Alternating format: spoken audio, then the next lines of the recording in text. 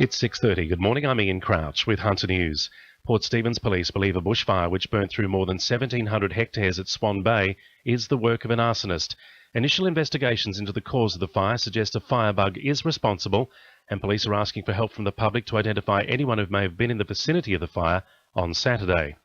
Member for Charlestown-elect Jodie Harrison will be officially sworn in today at State Parliament. The Lake Macquarie Mayor intends to remain in this role until the local government elections in September 2016. Jodie Harrison says there's still plenty of work to do before she can get down to the business of representing the people of Charlestown. I'm just starting to get into the process of setting up an office, making sure that I've got staff and getting ready to be in Parliament. Incoming Newcastle MP Tim Crackenthorpe will also be sworn in today. Former Newcastle MP Jodie McKay has won Labor pre-selection to run for the Sydney seat of Strathfield at the March state election. She says she feels humbled and is ready to start campaigning today. The former TV newsreader served one term in Newcastle. Labor's Lord Mayoral candidate for Newcastle is pledging funding to help keep Renew Newcastle afloat. The organisation has been responsible for the revitalisation of dozens of rundown shop fronts in the city centre since 2010, but it doesn't have guaranteed funding beyond December.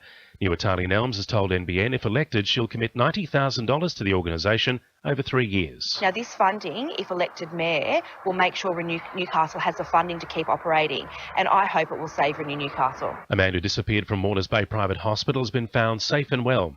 The 19-year-old, who is developmentally delayed, wandered off on Sunday night, prompting a major search.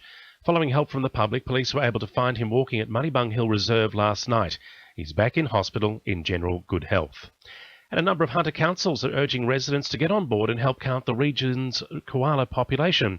The statewide initiative will be held from Friday, November 7 to the 17th and will harness technology with internet reporting and a GPS-enabled smartphone app called BioTag.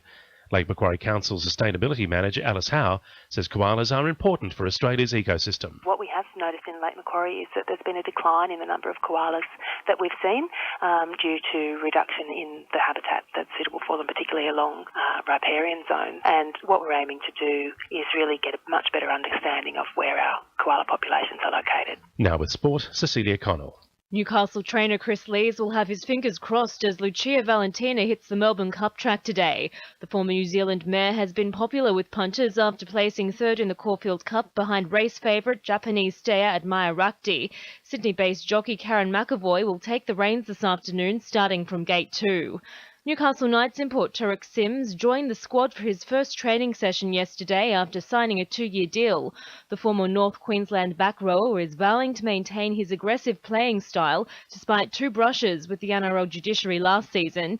And the Newcastle Jets are set to test Hunter Stadium's new turf when they host Melbourne Victory in their first home game of the season this Saturday. The returfing follows a poll of A-League skippers which voted the 11,000 square metre playing arena the worst pitch in the competition. That's sport. I'm Cecilia Connell. 2NURFM News Time 26 to 7.